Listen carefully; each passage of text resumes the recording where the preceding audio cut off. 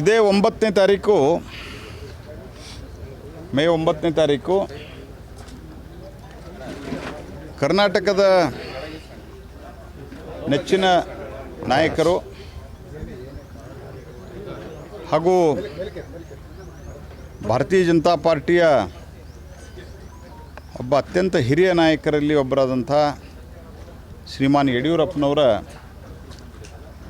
50 ವರ್ಷ ರಾಜಕೀಯ ಕ್ಷೇತ್ರಕ್ಕೆ ಪ್ರವೇಶ ಮಾಡಿ 50 ವರ್ಷ ಪೂರೈಸಿರುವಂಥ ಹಿನ್ನೆಲೆಯಲ್ಲಿ ಮತ್ತು ಈಗ ಚುನಾವಣಾ ರಾಜಕಾರಣದಿಂದ ದೂರ ಇರುವಂಥ ತೀರ್ಮಾನವನ್ನು ಮಾಡಿ ಇವತ್ತಿಗೂ ಅದೇ ಒಂದು ಜನಪ್ರಿಯತೆ ಇದ್ದರೂ ಸಹಿತ ಭಗವಂತನ ಮತ್ತು ಕಾರ್ಯಕರ್ತರ ಜನರ ಆಶೀರ್ವಾದದಿಂದ ಒಳ್ಳೆಯ ಆರೋಗ್ಯ ಇದ್ದರೂ ಸಹಿತ ಅವರು ನಾನು ಚುನಾವಣೆ ರಾಜಕಾರಣದಿಂದ ದೂರ ಉಳಿತೀನಿ ಅಂತ ತೀರ್ಮಾನ ಮಾಡಿ ಆದರೆ ಪಕ್ಷಕ್ಕಾಗಿ ಕೆಲಸವನ್ನು ಮಾಡ್ತಾ ಇದ್ದಾರೆ. Even today is working for the party.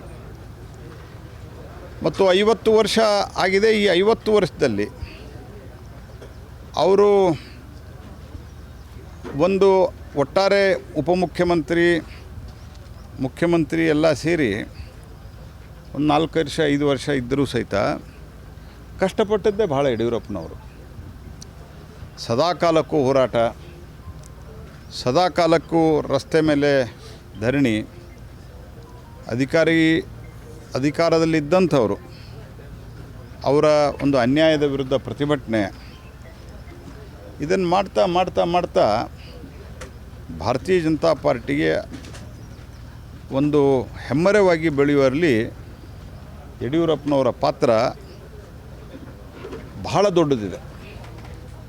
ದಕ್ಷಿಣ ಭಾರತದಲ್ಲಿ ಯಾವ ರಾಜ್ಯದಲ್ಲಿಯೂ ಸಹಿತ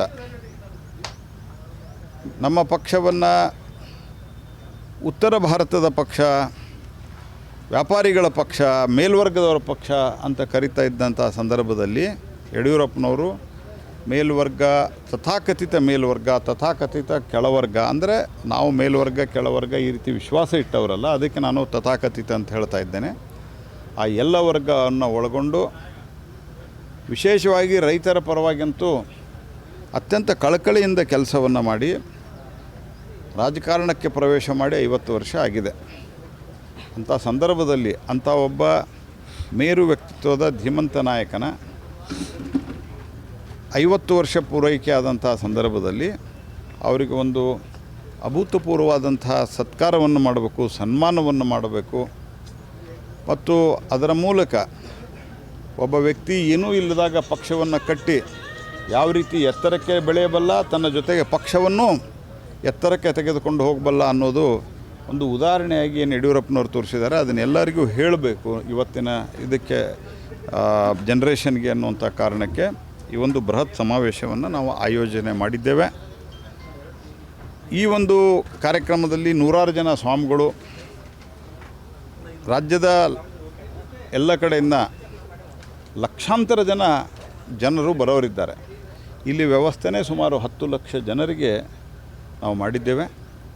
ಈ 10 ಲಕ್ಷ ಜನರಿಗೆ ಇಲ್ಲಿ ಏನು ಒಂದು ವ್ಯವಸ್ಥೆಯನ್ನು ಮಾಡಲಿಕ್ಕೆ ಏನೇನು ಮಾಡಬೇಕು ಅದನ್ನೆಲ್ಲವನ್ನು ನಮ್ಮ ಇಲ್ಲೆಲ್ಲ ತಂಡ ಇಲ್ಲಿ ಮಾಡ್ತಾಯಿದೆ. ನಮ್ಮ ರಾಜ್ಯದ ಅಧ್ಯಕ್ಷರಾದಂಥ ವಿಜೇಂದ್ರ ಅವರು ಇಲ್ಲಿ ಭೇಟಿ ಕೊಟ್ಟಿದ್ದಾರೆ, ನಮ್ಮ ಗೋವಿಂದ ಕಾರಜೋಳ ಅವರು ಭೇಟಿ ಕೊಟ್ಟಿದ್ದಾರೆ. ಇವತ್ತು ನಾನು ನಾನು ಚಿತ್ರದುರ್ಗದ ತಾಲೂಕಿನಲ್ಲಿ ಹೊಳಲ್ಕೆರೆಯಲ್ಲಿ ಒಂದು ಕಾರ್ಯಕ್ರಮ ಇತ್ತು, ಅದು ಮುಗಿಸಿ ಹೋಗ್ಬೇಕಾದ್ರೆ ನಾನು ಇಲ್ಲಿ ಬಂದಿದ್ದೇನೆ.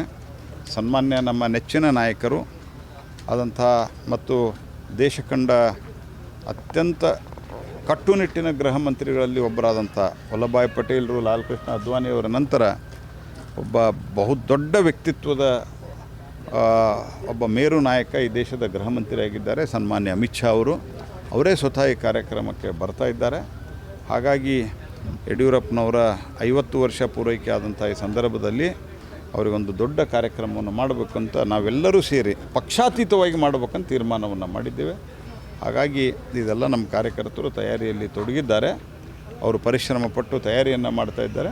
ನಾನೆಲ್ಲರಿಗೂ ಕರೆ ಕೊಡ್ತೇನೆ, ಏನೂ ಅಪೇಕ್ಷೆಯನ್ನು ಪಡಲಾರದೆ ವೆಹಿಕಲ್ಲು ಇತ್ಯಾದಿ ಎಲ್ಲ ಮಾಡೋರು ಎಲ್ಲ ನಮ್ಮ MLA ಮಾಜಿ MLAಗಳು ಮಾಡ್ತಾಯಿದ್ದಾರೆ ಅವ್ರು ಕರ್ಕೊಂಬರೋಕ್ಕೆ. ಆದರೂ ನೀವು ಯಾರ್ಯಾರಿಗೆ ಶಕ್ತಿ ಇದೆ ಸ್ವಂತ ಬಲದಿಂದ ಇಲ್ಲಿ ಬಂದು ಯಡಿಯೂರಪ್ಪನವರಿಂದ ಪ್ರೇರಣೆಯನ್ನು ಪಡೆದು ನೀವು ರಾಜಕಾರಣದಲ್ಲಿ ಹೆಚ್ಚು ಒಂದು ತ್ಯಾಗ ಬುದ್ಧಿಯಿಂದ ಕೆಲಸ ಮಾಡಿ ಒಳ್ಳೆಯ ಸ್ಥಾನಕ್ಕೆ ಹೋಗ್ರಿ ಅಂತ ನಾನು ಹಾರೈಸ್ತೇನೆ. ಅಲ್ಲ, ಎಲ್ಲರನ್ನೂ ನಾವು ಕರಿತೀವಿ, ಯಾರು ಬರ್ತಾರೆ ಬಿಡ್ತಾರೆ ಅಂತ ಆಮೇಲೆ ಹೇಳ್ತೀವಿ. ಸರ್, ದೇಶದಲ್ಲಿ ಸಿಲಿಂಡರ್ಗಳ ದರ ಗ್ಯಾಸ್ ಸಿಲಿಂಡರ್ದು ದರ ಅಂತ ಅನ್ನೋದು ಸರಿಯಲ್ಲ. ಗ್ಯಾಸು LPG, ಕಮರ್ಷಿಯಲ್ LPG ಮತ್ತು ಈ ಕಮರ್ಷಿಯಲ್ LPG ಏನಿದೆ, LPG ಮತ್ತು ಒಟ್ಟಾರೆ ಪೆಟ್ರೋಲಿಯಂ ಪ್ರಾಡಕ್ಟ್ಸು ಭಾಳ ಸಮಸ್ಯೆ ಇದೆ. ಯಾರು ಕಾಂಗ್ರೆಸ್ದವರು ಈ ರೀತಿ ಒಂದು ಮಾತನಾಡ್ತಾ ಇದ್ದಾರೆ, ಅವರ ಹಳೆಯ ವಿಡಿಯೋಗಳು, ಹಳೆಯ ಸ್ಟೇಟ್ಮೆಂಟ್ಗಳು ನಿಮ್ಮ ಕಡೆನೇ ಇದ್ದಾವೆ, ನಿಮ್ಮ ಟಿ ವಿಯಲ್ಲೇ ಇದ್ದಾವೆ. ಮೊಯ್ಲಿ ಅವರೇನು ಮಾತಾಡಿದರು, ಮನಮೋಹನ್ ಸಿಂಗ್ ಅವರೇನು ಮಾತಾಡಿದರು, ಆನಂತರ ನಮ್ಮ ಹಿಂದೆ ಇನ್ನೊಬ್ಬರು ಅವ್ರ ಜಸ್ಟ್ ಈಗ ಈ ಮೂಮೆಂಟಿಗೆ ಹೆಸರು ಮರಿತಾ ಇದೆ, ಮಣಿಶಂಕರ್ ಅಯ್ಯರ್, ಅವ್ರು ಪೆಟ್ರೋಲಿಯಂ ಮಂತ್ರಿಯಾಗಿದ್ದರು. ಅವ್ರು ಅವಾಗೆಲ್ಲ ಏನು ಸ್ಟೇಟ್ಮೆಂಟ್ ಕೊಟ್ಟಿದ್ದಾರೆ ನೋಡ್ರಿ. ನಾವೇನು ಮನಮೋಹನ್ ಸಿಂಗ್ ಅವರಂತೂ ಹೇಳಿದ್ರು, ನಾವೇನು ಗಿಡದಲ್ಲಿ ದುಡ್ಡನ್ನು ಬೆಳಿತೇವ ಅಂತ ಕೇಳಿದ್ರು. ಏನು ದುಡ್ಡು ಗಿಡದಲ್ಲಿ ಹುಟ್ಟುತ್ತದೆ, ಅದಕ್ಕೆ ನಾವು ರೇಟ್ ಜಾಸ್ತಿ ಮಾಡಿದ್ದೀವಿ ಅಂತ ಹೇಳಿದ್ರು. ಅವಾಗ ಕ್ರೈಸಿಸ್ ಇರಲಿಲ್ಲ. ಈಗ ಜಾಗತಿಕ ಮಟ್ಟದ ಕ್ರೈಸಿಸ್ ಇದೆ. 60 ರೂಪಾಯಿ ಪರ್ ಬ್ಯಾರೆಲ್ ಇದ್ದಂಥ ಕ್ರೂಡ್ ಆಯಿಲು ಇವತ್ತು $126-127 ಆಗಿದೆ. ಮತ್ತು ಜಗತ್ತಿನ ಬೇರೆ ದೇಶದಲ್ಲಿ LPG ಅವೈಲೇಬಲ್ ಇಲ್ಲ, ಪೆಟ್ರೋಲ್ ಅವೈಲೇಬಲ್ ಇಲ್ಲ. ಅಂಥದ್ರಲ್ಲಿ ನಿಮ್ಗೆ ಅವೈಲೇಬಿಲಿಟಿ ಎಲ್ಲಾದರೂ ಸಮಸ್ಯೆ ಆಗಿದೆಯಾ? ವಿಶೇಷವಾಗಿ ಪೆಟ್ರೋಲ್ ಡೀಸೆಲ್ ಖಾಲಿ ಆಗ್ತದಂತ ರಾಹುಲ್ ಗಾಂಧಿ ಬೇಜವಾಬ್ದಾರಿ ಹೇಳಿಕೆ ಕೊಟ್ಟಿದ್ದಾರಲ್ಲ, ಪಾರ್ಲಿಮೆಂಟ್ ಹೊರಗಡೆ ಬಂದ ತಕ್ಷಣ ನಾಳೆಯಿಂದ ಪೆಟ್ರೋಲ್ ಡೀಸೆಲ್ ಖಾಲಿ ಆಗ್ತದೆ, ಎಲ್ಲರೂ ಹೋಗಿ ತುಂಬಿಕೊಳ್ರಿ ಅಂಥೇಳಿ ರಾಹುಲ್ ಗಾಂಧಿ ಏನು ಹೇಳಿಕೆ ಕೊಟ್ಟಿದ್ದರು. ಆ ಬೇಜವಾಬ್ದಾರಿ ಹೇಳಿಕೆ ಅದು ಬೇರೆ ವಿಷಯ. ಆದರೆ ಯಾರಿಗಾದರೂ ತೊಂದರೆ ಆಯಿತಾ?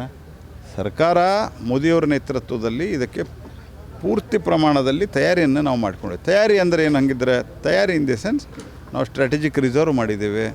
ಬೇರೆ ಬೇರೆ ಮೊದಲು 20-21 ಲೊಕೇಶನ್ದಿಂದ ತರಿಸ್ತಾ ಇದ್ದಿದ್ದು ಇವತ್ತು ಸುಮಾರು 47 ಲೊಕೇಶನ್ನಿಂದ ತರಿಸ್ತಾ ಇದ್ದೇವೆ. ಅದರ ದೂರಿನಿಂದ ಬರಬೇಕು, ಇಂಟರ್ನ್ಯಾಷನಲ್ ಪ್ರೈಸ್ ಜಾಸ್ತಿ ಆಗ್ತಾಯಿದೆ. ಹೀಗಾಗಿ ನಾವು ಇಲ್ಲಿವರೆಗೆ ಭಾಳ ಪ್ರಯತ್ನಪೂರ್ವಕವಾಗಿ ಭಾರತ ಸರ್ಕಾರ ನಾವು ಡೊಮೆಸ್ಟಿಕ್ LPG ಮತ್ತು ಪೆಟ್ರೋಲ್ ಡೀಸೆಲನ್ನು ಸರ್ಕಾರ ಭರಿಸಿ ಕಂಟ್ರೋಲ್ ಮಾಡಿದೆ.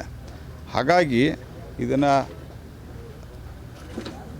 ಜನಕ್ಕೆ ದ್ರೋಹ, ಲೂಟಿ ಅಂತ ಮಾತಾಡ್ತಾರೆ ಅವರಲ್ಲ. ಏನಿಲ್ಲದಾಗ ರೇಟ್ ಜಾಸ್ತಿ. ನೀವು ಕರ್ನಾಟಕದಲ್ಲಿ ಯಾಕೆ ರೇಟ್ ಜಾಸ್ತಿ ಮಾಡಿದ್ದೀರಿ? ನಾನು ಸಿದ್ದರಾಮಯ್ಯ 3 ಸರ್ತಿ ಪೆಟ್ರೋಲ್ ಡೀಸೆಲ್ ರೇಟ್ ಜಾಸ್ತಿ ಮಾಡಿದಾರಲ್ಲ, ನೀವು ಬಂದಮೇಲೆ ಯಾಕೆ ಮಾಡಿದ್ದೀರಿ? ಸಿದ್ದರಾಮಯ್ಯನವರು ಸ್ವಲ್ಪ ಜಗತ್ತಿನಾಗ ಏನು ನಡೆದದ, ನೀವು ಮುಖ್ಯಮಂತ್ರಿ ಉಳಿಬೇಕು, ಅದಕ್ಕೆ ನೀವು ನಮ್ಮನ್ನು ಬೈತೀರಿ, ಪರವಾಗಿಲ್ಲ. ಆದರೆ ಸ್ವಲ್ಪ ಸತ್ಯವನ್ನು ಅರ್ಥ ಮಾಡ್ಕೋಬೇಕಲ್ಲ ನೀವು. ಗೊತ್ತಿದೆ ಅವ್ರಿಗೆ, ಒಂದು ನಿಮಿಷ, ಅವರಿಗೆ ಸತ್ಯ ಗೊತ್ತಿದೆ ಸಿದ್ದರಾಮಯ್ಯನವರಿಗೆ. ಆದರೆ ಮುಖ್ಯಮಂತ್ರಿ ಉಳಿಬೇಕು, ಇವರಿಗೆ ಮುಖ್ಯಮಂತ್ರಿ ಆಗ್ಬೇಕು. ಅದಕ್ಕೆ ಒಟ್ಟು ಮೋದಿಯನ್ನವ್ರನ್ನ ಬೈಯೋದು ಇಷ್ಟ. ಇವರು ಪೆಟ್ರೋಲ್ ಡೀಸೆಲ್ ಥರ ಜಾಸ್ತಿ ಆಗುತ್ತೆ ಸರ್, ಹಂಗಾರೆ ಆಗ್ತದಂತ ನಾನೆಲ್ಲ ಹೇಳಿದ್ದೇನೆ. ನೀವೇನಾದ್ರು ಅಲ್ಲಲ್ಲ, ಜಾಗತಿಕ ಮಟ್ಟದಲ್ಲಿ ಭಾಳ ದೊಡ್ಡ ಸಮಸ್ಯೆ ಇದೆ. ಇದರ ಹೊರತುಪಡಿಸಿಯೂ ಸಹಿತ ನಾವು ಭಾಳ ಸರ್ಕಾರ ತನ್ನೆಲ್ಲ ಒಂದು ನಮ್ಮ ಬೇಸಿಕ್ ಎಕಾನಮಿ ಗಟ್ಟಿ ಇರೋದ್ರಿಂದ ನಾವು ಇದನ್ನು ಸಸ್ಟೈನ್ ಮಾಡುವ ಎಲ್ಲ ಪ್ರಯತ್ನವನ್ನು ಮಾಡಿದ್ದೇವೆ. ಚುನಾವಣೆಯಲ್ಲಿ ಬಿ ಜೆ ಪಿಗೆ ಒಟ್ಟಾರೆ ಭಾಳ ಒಳ್ಳೆ ರೀತಿಯಾದಂಥ ಪಾಸಿಟಿವ್ ಆದಂಥ ರಿಸಲ್ಟು ಪಂಚರಾಜ್ಯಗಳ ಚುನಾವಣೆಯಲ್ಲಿ ಬರಲಿದೆ.